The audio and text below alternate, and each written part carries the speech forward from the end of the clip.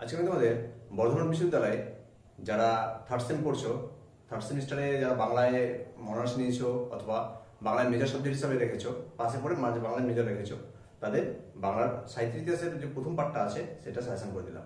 তোমরা জানো তোমাদের এবার বাংলায় দুটো পার্টে পরীক্ষা হচ্ছে, অর্থাৎ মেজরে দুটো সাবজেক্ট হয়ে গেছে, একটা সাহিত্য ইতিহাসের ভাগ, একটা হচ্ছে কি ভাষাতত্ত্ব। তো সাহিত্য ইতিহাসের ভাগটা আমি একটা সাজেশন দিলাম, এরপরের ভিডিওটায় আমি ভাষাতত্ত্বটা দেবো। তোমরা চ্যানেল সাবস্ক্রাইব করে রাখবে, দেখবে তোমাদের এই সাহিত্য ইতিহাসের পরেই ভাষা ইতিহাসটা আমি আপলোড করেছি। আমি যে কটা প্রশ্ন রেখেছি এই কটা প্রশ্ন মধ্যেই তোমরা ভাষা ইতিহাসে কম পেয়ে যাবে। তোমাদের লিখতে পারো কত? তোমাদের লিখতে 5 নম্বরে 4টে আর 10 নম্বরে 2টো লিখলেই তোমাদের হয়ে যাবে বড় প্রশ্ন। এই কটা প্রশ্নের মধ্যেই কম পেয়ে যাবে আমি যে কটা রেখেছি। দেখো তোমাদের আমি কি কি প্রশ্নগুলো রেখেছি এবং তার মধ্যে কোনগুলো তোমরা ভেরি ইম্পর্টেন্ট হিসেবে দেখে যাবে, একটু খেয়াল করো। 1 নম্বর প্রশ্ন, বাংলা গদ্যের উদ্ভব ও বিকাশে ফোর্ট উইলিয়াম কলেজের লেখকদের অবদান। Very important. স্টার করতে পারো, স্টার মার্কস প্রথম প্রশ্নেই, ভালো ইম্পর্টেন্ট প্রশ্ন। 2 নম্বরে, বাংলা গদ্য সাহিত্যে রাজা রামমোহন রায়, ঈশ্বরচন্দ্র বিদ্যাসাগর, ভূদেব মুখোপাধ্যায়। আমি আপাতত এখানে 3 জনের নাম রেখেছি, তোমরা 3টি ভালো মতো করে যাবে।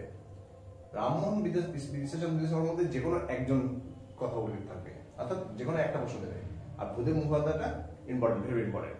ঠিক আছে, তাতে রামমোহন রায় আর ঈশ্বরচন্দ্র বিদ্যাসাগর এই দুজনের মধ্যে একটা প্রশ্ন তোমরা কম পাবে, দুটো আশা করি দেবে না।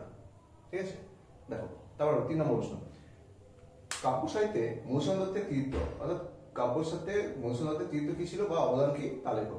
তোমরা ভালো মতো দেখে যাবে বীরাঙ্গনা কাব্য আর মেঘনাদ কাব্য। বীরাঙ্গনা মেঘনাদ এটা দিয়ে আলাদাভাবে 5 নম্বর প্রশ্ন আসতে পারে। অর্থাৎ বলো যে মধুসূদনের বীরাঙ্গনা কাব্যটির পরিচয় দাও বা মেঘনাদ কাব্যটি কার লেখা তার কাব্যকৃতিত্ব পরিচয় দাও। ঠিক আছে, এইভাবে আলাদা প্রশ্ন আসতে পারে, আবার কাব্য সাহিত্যে মধুসূদনের কৃতিত্ব আসতে পারে। দেখো 4 নম্বর প্রশ্ন, তত্ত্ববোধিনী ও বঙ্গদর্শন পত্রিকা সম্পর্কে টিকা লেখো বা তত্ত্ববোধিনী ও বঙ্গদর্শন পত্রিকার অবদান লেখো। পরীক্ষায় একটা আসতে হবে, দুটো আসতে হবে, তবে তোমরা একটা হিসেবে ভালো মতো ইম্পর্টেন্ট দেখে যাবে। তত্ত্ববোধিনী ও বঙ্গদর্শন দুটোই কিন্তু ভালো প্রশ্ন। 5 নম্বর, যুগসন্ধি কবি হিসেবে ঈশ্বরচন্দ্র গুপ্তের কৃতিত্ব লেখো বা অবদান দাও। ঈশ্বরচন্দ্র গুপ্তের কৃতিত্ব বা অবদান যুগসন্ধি কবি হিসেবে।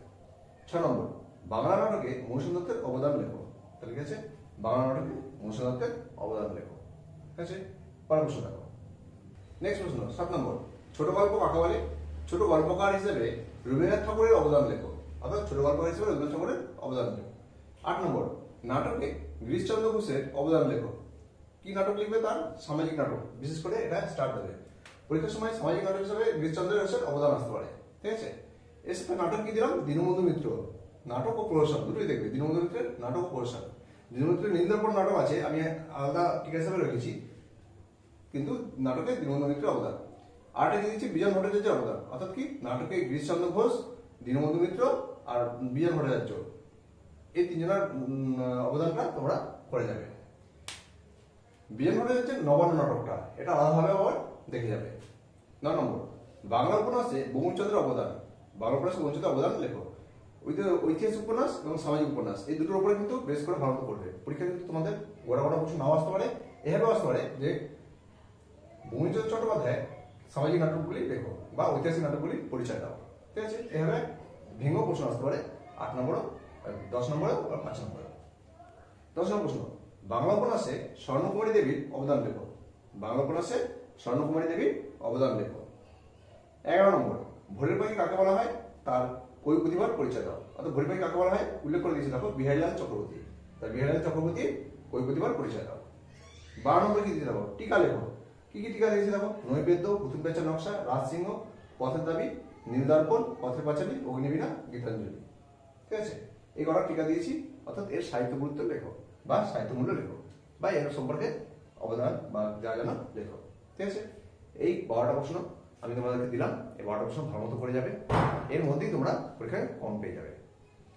আর এর পরের যে ভিডিওটা, অর্থাৎ এটা তোমাদের সাহিত্য ইতিহাস, এর পরের পার্টে যেটা আসবে সেটা হচ্ছে ভাষাতত্ত্ব। অর্থাৎ তোমরা জানো যে তোমাদের মেজরে দুটো বিষয়ের পরীক্ষা আছে, একটা হচ্ছে কি মেজর 1, মেজর 2। মেজর 1-এ সাহিত্য ইতিহাস হবে, মেজর 2-তে ভাষাতত্ত্ব হবে। আমি আজকে মেজরের সাহিত্য ইতিহাসটা দিলাম, এরপরে ভাষাতত্ত্ব দেবো। যাদের তোমাদের চ্যানেল এখন সাবস্ক্রাইব করেনি অবশ্যই সাবস্ক্রাইব করে রাখবে, দেখবে এরপরে ভাষাতত্ত্বটা দিচ্ছি। আর এছাড়াও অন্যান্য সাবজেক্ট যেগুলো আছে তোমাদের, ধরো মাইনর সাবজেক্টে হোক বা অন্যান্য বিষয় যেগুলো আছে, সব সাবজেক্টই সাজেশন করে দিচ্ছি, তোমরা এর মধ্যেই পেয়ে যাবে। আর প্রত্যেক সেমিস্টারে আমি সাজেশন দিচ্ছি। তোমাদের ভালো লাগলে অবশ্যই লাইক সাবস্ক্রাইব করে দেবে, আর কমেন্টেও জানিও। এর উত্তর যদি তোমরা না পাও কমেন্টে আমাকে জানাবে, আমি তোমাদেরকে উত্তর কমেন্ট বক্সে দিয়ে দেবো।